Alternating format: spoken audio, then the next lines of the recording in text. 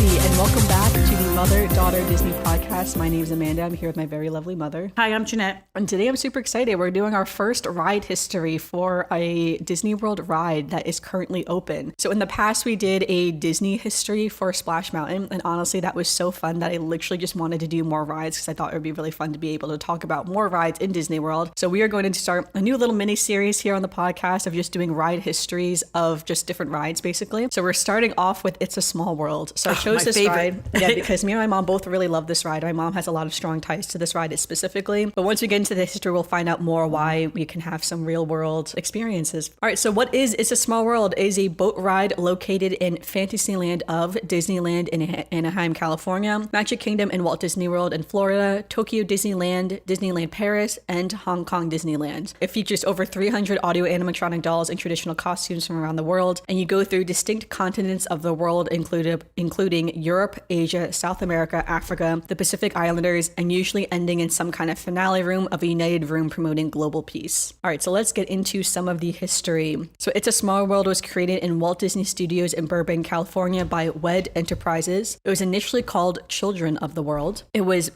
like built structurally there in Burbank, and then it was shipped to the 1964 New York World's Fair, where it was housed at the UNICEF Pavilion, which at the time was sponsored by Pepsi. It featured in the World's Fair, it featured as its entrance as a kinetic sculpture, the Tower of the Four Winds, and a 120-foot perpetually spinning mobile created again by WED designer Raleigh Crump. And the ride joined 3 other World's Fair attractions. So the other attractions at the World's Fair was the Magic Skyway, sponsored by Ford Pavilion, the Great Moments with Mr. Lincoln, sponsored by Illinois Pavilion, the Carousel of Progress, sponsored by General Electric, and Disney was also involved in all 3 of these projects. So Disney was adding in the It's a Small World. And all of these 4 rides, the Magic Skyway, Great Moments with Mr. Lincoln, Carousel of Progress, and It's a Small World, were intended to be dismantled and rebuilt at Disneyland after the World's Fair ended in 1966. All right, so before we get fully into that World's Fair history, we're going to jump back real quick and talk about the history of this song. So the song itself, so the Sherman Brothers were the ones who composed the soundtrack and the lyrics to the song. So they were told by Disney that the ride was going to be called Children of the World. The ride itself was originally supposed to feature the national anthems of every country represented throughout the ride. However, they quickly realized this sounded awful. I'm going to say that's a lot.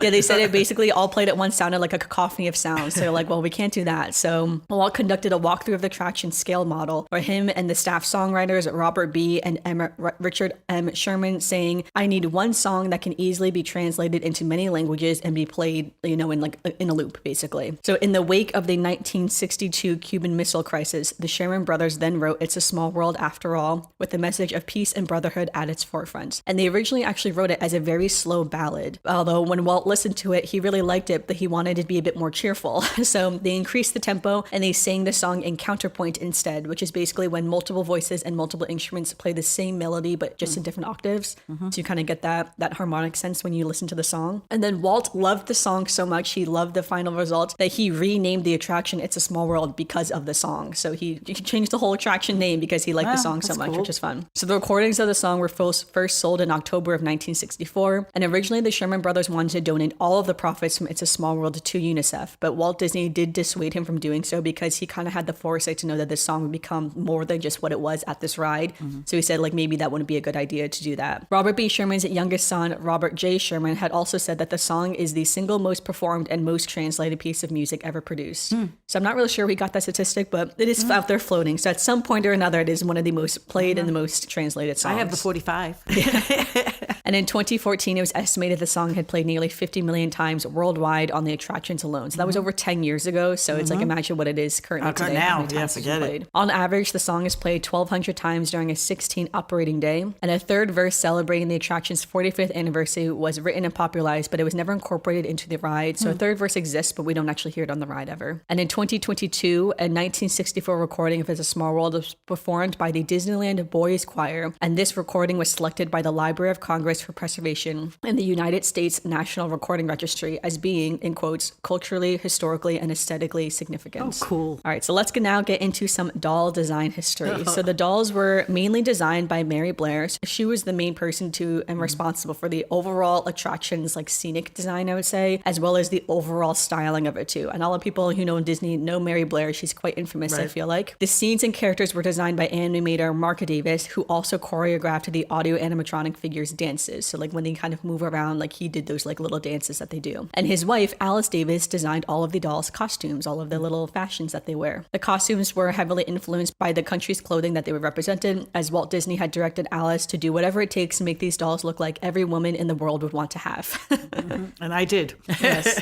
So Crump also designed the toys and other supplemental figures on display, as well as the original attraction's facade. And then the animator designs were designed and sculpted by Blaine Gibson. Right, so let's go into some of that ride design history. So it was Aero Development who was heavily involved in the design of the passenger carrying boats and propulsion system of the attraction. 2 patents were filed by Aero Development staff and assigned to the Walt Disney Company. So the ride structure of It's a Small World was quite innovative at its time, to the point where Disney then ended up reusing the same type of ride structure for other rides, such as Pirates of the Caribbean and the Jungle Cruise. It's the same type. Yep. So at the time, that ride propulsion just means as you're sitting in the boat going through the water, there's kind of like jets underneath the water that keep the boats moving forward. So that at the time had not really been done before. So that's what they mean by that innovative design, and that was reused for other rides. And that really birthed, I feel like, the dark ride in Disney, because there's a lot of dark rides in Disney. All right, and also the Aero Development is also credited with the manufacturing and installation of the overall It's a Small World ride, both in Disneyland at the 1964 World's Fair. So now let's get back to the World's Fair. So we have the ride has been constructed, we have the song, we have the dolls, and now it is going to debut. And where is it going to debut? The first incarnation of It's a Small World debuted at the 1964 World's Fair at Flushing Meadows in Corona Park in Queens, New York City. So yeah, so my mom was actually there, which is crazy. Yeah. It was actually considered a last-minute decision for the fair. It was announced in August of 1963, only 8 months before the fair was open, which, as someone who used to work in event planning, that is very tight to suddenly announce a whole new ride to just be added to the fair only 8 months before it opened. The Ford Motor Company and General Electric had engaged Disney early on to create their pavilions for the 1964 World's Fair, and Wet Enterprises had already been working on developing this the audio animatronic fashion for Abraham Lincoln, as well as for the Illinois Pavilion, and that's when they were like, let's bring It's a Small World as well over to it. So then Pepsi decided to also come over, and they wanted to sponsor It's a Small World, and they were planning to have It's a Small World tribute to UNICEF and the United Nations Children's Fund. The Walt Disney Productions agreed, and they constructed, maintained, and operated the boat for Pepsi Cola, which at the time they called it It's a Small World, a tribute to UNICEF. And Pepsi donated to UNICEF over $100,000 for the construction and the exhibit of the ride, as well as $200,000 in bonds. So at the time, they wanted to make sure that the boat ride was depicting faraway locations where people could buy Pepsi Cola, which I thought was funny. That was like Pepsi's slang. Well, it's like, they were sponsoring. I know, it's like, you can buy Pepsi in all these locations, guys. So that was kind of like Pepsi's angle of why they wanted to kind of sponsor It's a Small World, as well as for the charity of it. So on April 22nd, 1964, the World's Fair opened, and tickets cost 60 cents for children and 95 cents for adults. Oh my God. Now, this does not include your admission fee. So this means that each adult and child were paying to get on this ride specifically. So you were paying 60 cents for your child and 95 cents for yourself. In current day, from 1964 to 2024, 60 cents would equivalent to $6.09 for children, and 95 cents is $9.64 for adults. Yep. So how many people did you go on the ride with? My Aunt Nettie took us, and I would say there were probably 6 of us at that point that were old enough, or maybe just 4 of us were old enough, but my Aunt Nettie took us. So one adult, or at least 4 of us went on the ride. Yeah. So that's how much would that be? So 6 times 4, 24 plus about 10. So you're paying around $35 just to go on one ride. At that time, it was a lot for her, but my Aunt Nettie was single at the time, and she was working, so I guess she figured, and she took us to the World's Fair. Yeah. And the one thing I do remember is that ride. It's going on as a small world. Do you remember like the facade outside, like the 4 wings? I don't remember the facade outside. I remember the inside. I remember that I was so excited to go to the World's Fair. The World's Fair, has its own history. When you go past Corona Park now, they have this big, gigantic sphere of the world in it's like a metal, gigantic, almost like the Epcot ball. When you look at it, you're like, oh, wow. That was built for the World's Fair. So we were all excited about going. I could actually tell you what I wore. I was so excited. My mother made me a special dress with these sunflowers on it. It was summertime, and I had this little sundress with sunflowers on it, and we went, and all I remember is It's a Small World, because I came home in love with the dolls. I love the dolls, and they made a series of those dolls in boxes. Mine got ruined, unfortunately, because they were stored in a place where they were not well kept. The heat got to them. Every like Easter or Christmas or Valentine's Day or whatever, if my mother had to buy me a gift, that I'd wake up and one of these doll boxes would be next to my bed. So I had like 4 or 5 of them different. I had France, I had Scotland, I had Cambodia. I had a whole bunch of different ones that I just just loved, absolutely was in love with It's a Small World. And I'm still in love with It's a Small World. That's why I have all the little knickknacks that you could buy at Disney that are about the small world, because it just brings back, I was 9 years old. It was like a big thing for me. Oh yeah, for sure. Yeah. No, I'd imagine. Again, this was one of the most popular exhibits at the World's Fair. It was great, I gotta tell you. On an average day, 35,000 to 40,000 daily riders would ride It's a Small World, which would equivalent at the time to $28,000 per day they were making from this ride. And inflation calculated to current day, that is $320,000 they made per day just from people paying to ride It's a Small Because World. it was so unique. When you got into that ride, like you said, that was like animatronics and the propulsion and the inside, and it was things that people had never seen before. Oh, for sure. I would imagine so. It's believed over 10 million tickets were sold during the 2 seasons of the World Fair. So that's good to know. They were only open in like the summertime. So they closed in the winter, then reopened next year for the summer. So the 2 seasons. A writer for the New York Times wrote that the Wondrous Boat Ride was worth riding multiple times. At the Christian Science Monitor called the attraction one of the greatest contributions to world peace ever shown anywhere. Which I think is a good point too, that this was one of the first things where like world peace was kind of coming, especially it was right in the 60s. Oh, it was the so 60s. the 60s Everything was all about was world flower peace. power and world That's what peace. I'm saying. So it was at the height of the 60s where it like, was in the world perfect peace time. was, like everyone was really focused on world peace, and like what a great showcase to have world peace of It's a Small World. It was a different world back then. Oh yeah, so here I have, the fair did not operate October 18th, 1964 to April 21st, 1965. Again, it was just closed for like the winter season, basically. New York does experience winter, unlike... winter and snow, and back then there was snow. No, for sure. And between these 2 seasons, the figures were refurbished by Disney Studios in Hollywood, so they were sent back refurbished, and they came back to the World's Fair. But overall, nothing changed in the 2nd season. The only thing they modified was the queue line to have more people basically wait in the queue line since there were so many people going on this ride. Right. Also, to accommodate the high ridership, the ride was operating 15 hours a day as well, which at the time was a lot for a ride to be operating, because I think less there would be around maybe 10 hours a day or something. But again, it was one of the most popular attractions that people wanted to go to. So after the fair ended on October 17th, 1965, the Walt Disney Company planned to send the ride to Disneyland in Anaheim, California. And at the time, again, this attraction, because it was so popular and because the system of the ride, again, that the boat ride with the little propulsions, that is actually what, again, sparked Pirates of the Caribbean and Jungle Cruise to use those same ones, knowing that it would be a good idea to kind of replicate that type of ride. And also because they're so popular and people loved it. So, all right, but yeah, that's amazing. That I love the fact that you were actually there at the 1964 World's Fair. Yes, it was amazing. And I remembered that ride. Like I said, I don't remember Carousel of Progress at the time. I honestly don't. I don't remember Lincoln at all. Like I said, well, you may have not done them because you paid for the individual attractions. Right. My aunt may not have paid for that. Yeah, we so may maybe have just seen. Did It's a Small That's World. a possibility. Just like I said, rides. she was just one person with like 4 or 5 kids with her. It was probably me and Joanne, my cousin Joanne, who are only 6 months apart. We're probably the oldest, and maybe Diana and Elena. I'm not even sure if Carolyn or James were there because they were too young. So it probably was at least 4 of us. Like I said, it was a single woman taking us to the World's Fair. Yeah. So it was, busy. Lots of people was it. And all I do remember going through It's a Small World and falling in love with It's a Small World. And then, like I said, just being dressed. My mother made me this cute little dress that I was so excited about. And we went and we had a good time. And every once in a while, like I said, I actually somewhere I do have a glass, I think, with the etching that says 1964 World's Fair on it. At least I had it. In all the moves, I have no idea where it is. But little things from that fair stay in my mind. But It's a Small World was just what connected. No, for sure. And that's why every year when we go to Disney, my thing is, we have to go on It's a Small World. No, for sure. All right. So again,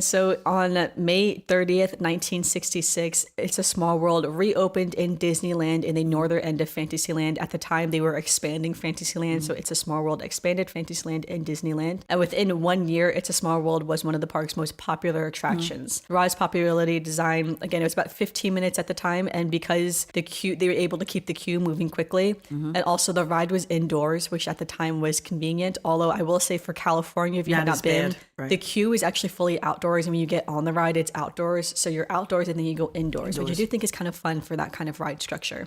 Also as well, when it moved to Disneyland, they added the children from the Pacific Islands and the Arctic were also added to the attraction. So they were not at the World's Fair, which I thought was interesting. And this means that the number of figures had expanded to 500. So this does not necessarily mean just the dolls. It means all of the figures in general. So again, it's still about 300 dolls, but then the other figures is like the penguins dancing or like, the little crocodile dancing. lion with the little umbrella. Yeah, exactly. So that's what he means by over 500 figures. It's all the figures, not just the dolls themselves. Originally, the ride was sponsored by Bank of America. I will say I'm not going to go through all the different sponsors of all the different rides in the parks because there has so many sponsors. Yeah, the sponsors change, they move over. So I will just say it was originally just sponsored by Bank of America, but that's probably the last sponsor I'm going to note. But just note throughout the years, the sponsors do change. So It's a Small World was an e-ticket attraction, which meant that only visitors with an e-ticket, which was the highest tier of Disneyland admission ticket, well, you could ride this ride. So now, what was the e-ticket? So we kind of briefly had this in a Disney trivia podcast we did a couple months back at this point. So what the e-ticket was that when you went to Disneyland back in the day, you would buy your entrance ticket. So in 1966, the entrance ticket was about $3 for adults, which translates to $29.12 in current day for inflation. So you would buy your entrance ticket and then you would buy tickets to go on one ride in that park. So if you wanted to go on one of the e-ticket rides, an e-ticket ride in 1966 was good for a choice of one ride. There was 10 options in the e-ticket, and these are basically like the most popular rides. So you could either go on America Sings, the monorail tune from the hotel, the submarine voyage, It's a Small World, Matterhorn bobsled, Country Bear Jamboree, the Haunted Mansion, Pirates of the Caribbean, the Enchanted Tiki Room, and the Jungle Cruise. So if you want to go on multiple rides, you would have to purchase multiple e-tickets to go on these rides. So in 1966, the A ticket was 10 cents, which translates to 97 cents in today's money. The B ticket was 15 cents, which is now $1.46. The C ticket was 25 cents, which is now $2.43. The D ticket was 50 cents, which is now $4.85. And the E ticket, the most expensive ticket, was 85 cents, which is $8.25. So now to break that down, let's say you were a family of 4 and you wanted to enter the park and go on It's a Small World. You would be spending, with your admission fee and your tickets, $15.40, which today would be $149.50, just to enter the park and go on one ride. And if you wanted to go on all 10 rides, it would be $20.50 or $199.01. So basically $200 to enter the park and go on all the rides. All like the big rides, I would say. Now it costs you that for one person. For sure. Well, it was interesting that it was actually the opening of Six Flags Magic Mountain that had the unlimited rides after the admission fee. So when Six Flags opened, they say you could pay the admission fee and go on any rides unlimited amount of times. And that was actually the start of phasing out of buying the individual tickets for the rides, which I thought was quite interesting that because Six Flags was becoming so popular and different amusement parks were starting to sprout, in the United States. And now the only place that you still have to buy tickets for rides is when you're on the Jersey Shore at the amusement parks. On the boardwalk or something. That's the only place I know now that still sells the ticket even then, books. You buy the ticket Unless you go on a Friday night, you could buy tickets. a wristband on a Friday night. Yeah, but even then you're buying the tickets and you can use the amount of tickets for which rides certain rides that you want to go on. That's the only place I know that still uses that system. Yeah. So I will say, I do think it is interesting that, again, they used to have it per ride, that you would buy it per ride. Because, for instance, if you're paying, if we're thinking about that money now, they'd pay $10 to go on one ride. And then we think of Genie Plus and Lightning Lane to today.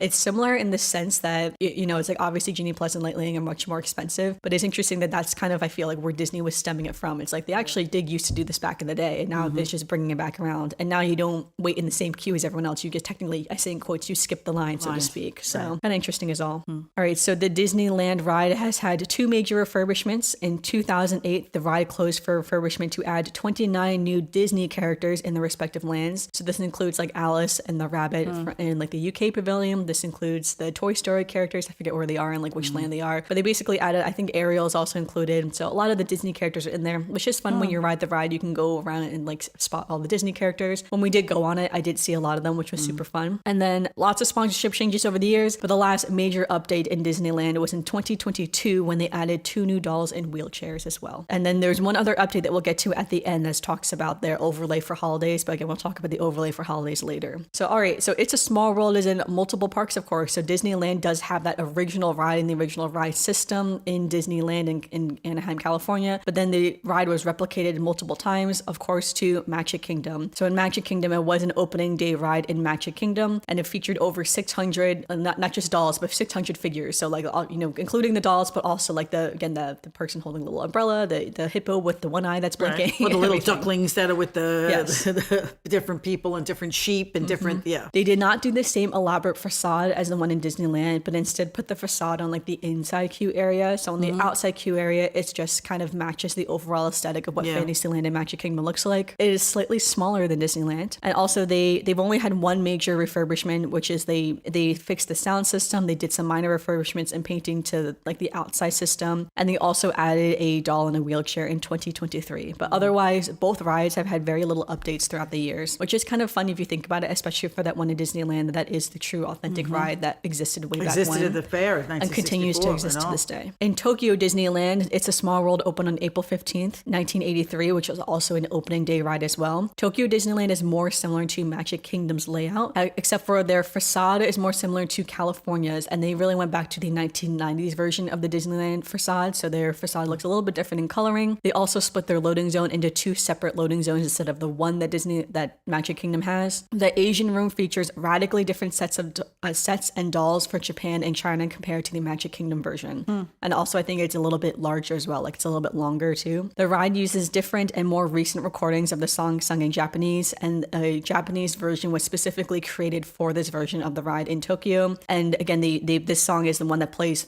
mainly throughout the ride, I would say, especially also in the finale room as well. The walls of the African, South American, and Oceania rooms are painted in colors similar to Magic Kingdom, but again, they did another renovation, and now I think the colors are a little bit different, but I feel like it wouldn't be too noticeable if you went on it. Only the Polynesian room has vocals singing in English, which I thought was interesting. Oh, really? Because Polynesia is supposed to be English. Okay.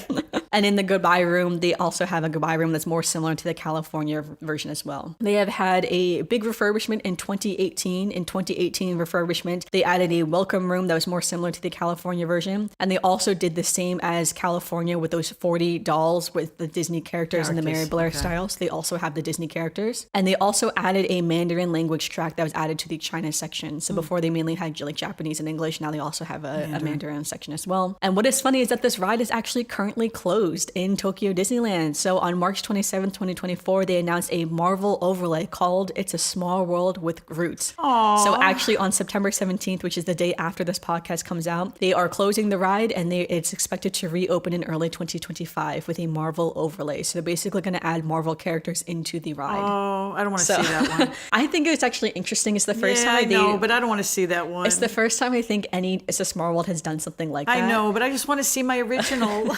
There has been a lot of little sneak I have to peeks. wait till I'm gone to change anything.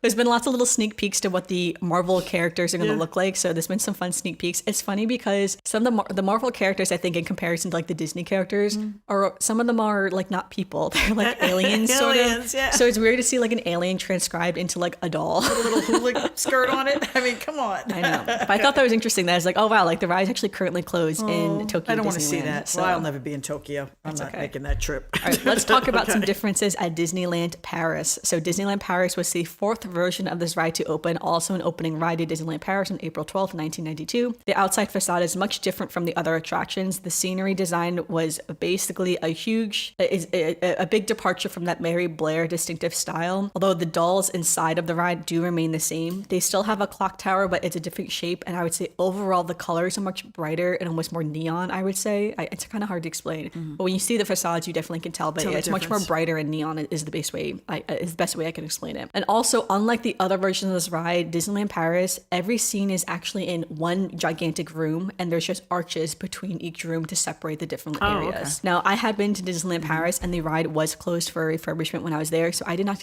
get to go on this ride. And when I say that, I mean the entire area was like roped off. Like you couldn't even get close to the ride because the whole thing was being refurbished. So I didn't even see anything of this ride. But I thought that was interesting to read because I would have loved to see how that ride structure was different, how it's not different rooms. Than us. It's just one big room, I suppose. So the ride also uses a completely different soundtrack from all the other rides. It was composed by John Debney, and this is also the first version of the ride to incorporate a vibrant European room with dolls singing in French, and German. They also have a more distinct Middle Eastern section with dolls singing in Arabic and Hebrew. And they also have a more distinct North American section representing Canada and the United States, which makes sense for a European, park, of course. So in the finale room, in addition to the song being sung in English, it's also sung in French, which we would expect. And again, they've had 2 major refurbishments in 2015 and then 2021 to 2023, which is when I went. And mainly the refurbishments included new paint, updating the sound, adding some special effects like lighting, and also revamping the entrance. So nothing too crazy and major, I would say, but still updates. And during the second refurbishment, this is when they added their 3 dolls in wheelchairs. Okay. All right, let's get to Hong Kong Disneyland, the 5th It's a Small World iteration, opening on April 28th, 2008. Also an opening day ride for Hong Kong Disneyland. It's a Small World is sung primarily in Cantonese and is modeled more after the Disneyland version, whereas Tokyo was Magic Kingdom and Paris was literally just did its own thing. Right. So Paris just said, that's it. We're doing our thing. But yeah, Tokyo and Magic Kingdom are more similar, and Hong Kong and California are more similar. They have 38 Disney characters, again, all in that Mary Blair style, all to the original scene. I wonder how long it's going to take them to put those characters in Magic Kingdom. I felt that too, because Magic Kingdom is the only one without the Disney characters. Without all the extra additions. So I'm not really sure why they haven't done it yet. Also in Hong Kong Disneyland, they too have an expanded Asia scene with Hong Kong, the Philippines, and Korea represented, with children singing in Cantonese, Tagalog, and Korean, as well as an extended China scene with children singing in Mandarin. So again, much more larger China scene. I would love to see those China scenes, honestly. They also have a distinct Arabian room, and they also have a distinct North American room as well, which is again similar to that Paris version too. So that's things that we don't have in the Magic Kingdom and the California version. Like we don't have a North American room or an Arabian room. It's kind of like the Arabian room is within the Asian room. I would say overall. Yeah, they're mixed in, right? And they also have extraordinary fiber optic lighting effects in the finale room that has not been seen in any other Disney attraction. That's literally what Wikipedia said. Okay. What does this lighting look like? What that is. Okay. They don't have just a little signs that say, be the same. Cantonese, Korean, Mandarin, and Tagalog versions of the song were specifically recorded for the Hong Kong Disneyland, and the finale is sung in 3 languages, Cantonese, Mandarin, and English. All right, and now we are to the final Disneyland park in the world, which is Shanghai Disneyland, but Shanghai Disneyland actually does not have It's a Small World. Aww. It is the only park to not have It's a Small World. It also does not have other major attractions in other parks. Was that the last one to open? It was the last one to open in 2016. Okay. So they do not have It's a Small World, Jungle Cruise, and Space Mountain. These are just a few attractions that Shanghai Disneyland does not have. When Shanghai Disneyland was created, they wanted this park to be distinctly Chinese. So while it is a Disney park, they wanted it to be a Chinese park. And to avoid criticism from Chinese goers of cultural imperialism, they decided not to put in some of these other rides that are in other rides. It is interesting when you look at the layout of Shanghai Disneyland and the rides that are in Shanghai Disneyland, it is very different from all of the other parks. It's definitely a unique park in that sense. And I do love it for that reason too, that it is a very Chinese park, and I think that's super fun. And I cannot wait to go to Shanghai Disneyland one day. Our last major section here is the holiday overlays. So in 1997, Disneyland in California did its first holiday overlay, and it has done so every year since. It closes in late October for lights and holiday decorations to be put up, and it reopens early November. The It's a Small World holiday stays open until January, where in February it will return to normal. Almost 1 million lights are added to the attraction's facade and within the attraction itself, and they also mix these soundtracks with holiday classics like Jingle Bells and Deck the Halls as well when you're on the ride. Also included too in all the little scenes, they will include decorations and symbols of where holidays are celebrated from the different regions of the world. So wherever you pass the world, they will have little decorations representing that world. That's interesting. Tokyo Disneyland, Disneyland Paris, and Hong Kong Disneylands all do their own versions of holiday overlays, and why Magic Kingdom does not, the world may never know. So Magic Kingdom is the only one. Again, doesn't have the Disney characters and does not do the holiday overlay all they the only other parks. started doing holiday overlays in the land and things like that just recently too. They never really did anything before so that. I wonder why. I wonder if maybe it's because they don't want to have to close the ride for maybe a few weeks in between when they have to set everything up. If you have to close the ride, that's a problem. Yes, I'm not really sure honestly, but I think that's kind of interesting that all the other 4 ones do it except for Magic Kingdom, which is arguably I'd say one of the more popular. I mean, at least in America, it is the more popular park between the two. I would say everyone knows Disneyland's often referred to as a locals park, whereas Walt Disney World is marketed as an international type park. So I don't know, just interesting those all. But so maybe one day we'll get a holiday overlay, but that day is not today. Yeah. So I feel like It's a Small World. No one notices that there's no holiday overlay because in Disneyland they do that whole during the extra magic hours for Disneyland. They do the whole projection show and It's a Small World, whereas they wouldn't have that in Disney World. Right. They would just have it on the castle instead. So that's a little difference. So I feel like no one notices that we don't have the holiday overlay. Whereas I know some people have gone gone to Magic Kingdom expecting the Halloween overlay on Haunted Mansion for its and the night before Christmas. They don't have that either. And we also do not do that overlay either. That is only in Disneyland. So I remember one time my friend Tyler wanted to go and he wanted to see the Halloween overlay and he was like, why is it not here? And I texted him, he was in the park and I said like, oh, that's only in Disneyland in California. Oh, he was waiting for he had seen photos of it online. I was just like, wait, like how come like where is everything? Where's the characters? And I'm like, oh yeah, like it's only in California. I didn't realize he didn't know that. But just like, sorry. But people do get confused about that. I mean, Disney has a reason for everything they do. Maybe they want to draw more people to Disneyland at those times. That's what I was thinking too, because Disneyland, like I said, it's more considered a locals park. It's why I personally think Oogie Boogie Bash is better than Mickey's Not So Scary Halloween Parties, because they want people to come to Disneyland. So who knows what the reasons why they do it. They have a reason for everything. All right, now let's end on some fun facts. So some fun facts that could have been in the other sections, but I just pulled at the end to have some fun things to talk about. In Hong Kong Disneyland, they add a full-on red, like little tubby Santa in the Arctic scene of their holiday overlay. Apparently, they're the only one that adds a full-on red Santa in their thing. So Hong Kong Disneyland adds a full-on red, westernized.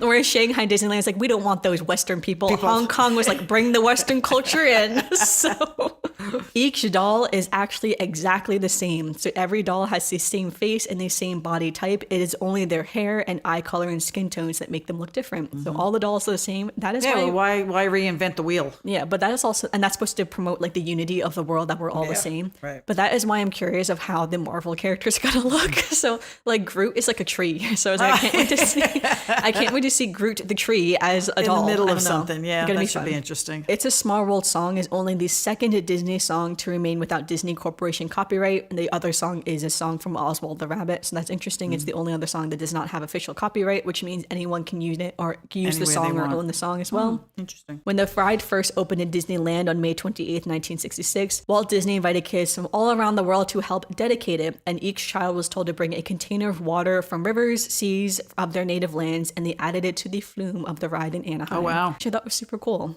Every room has a moon and sun somewhere within, and this plays tribute to the lyrics, there is just one moon and one golden sun. I never thought about that, but it doesn't make sense. I have seen like the moon and sun, but I just, like, I want to like go distinctly look for them too. And finally, according to internal Disney research, not really sure how Disney research works, but according to internal Disney research, 1 in 4 park guests consider It's a Small World to be a tradition.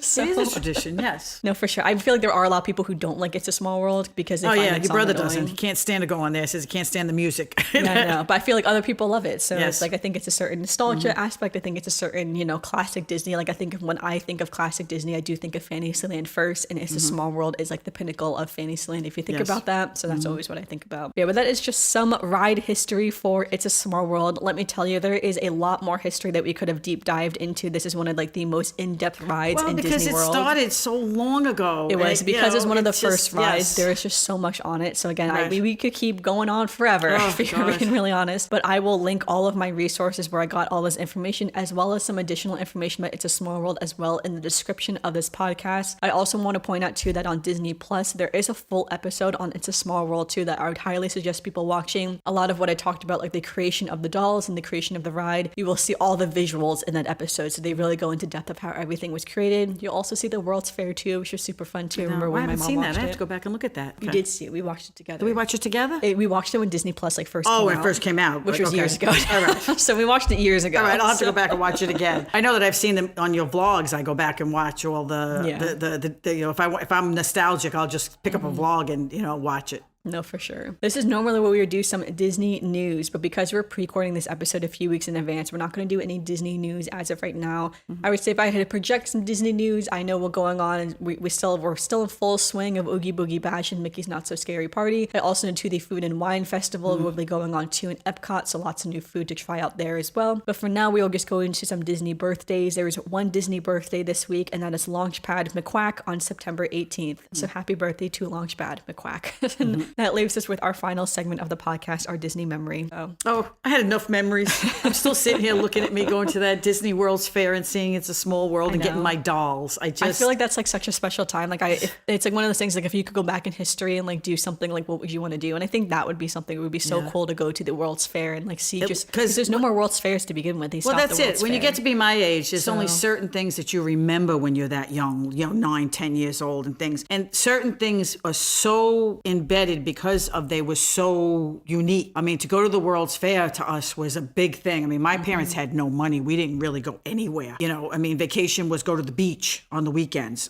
So to go to the World's Fair, it was a big deal that my aunt was taking us to the World's Fair. It was something to be out of the neighborhood and to be somewhere and do all that. So that alone was an experience. And then to have It's a Small World and for my mother to keep it up after the fact of having the memorabilia.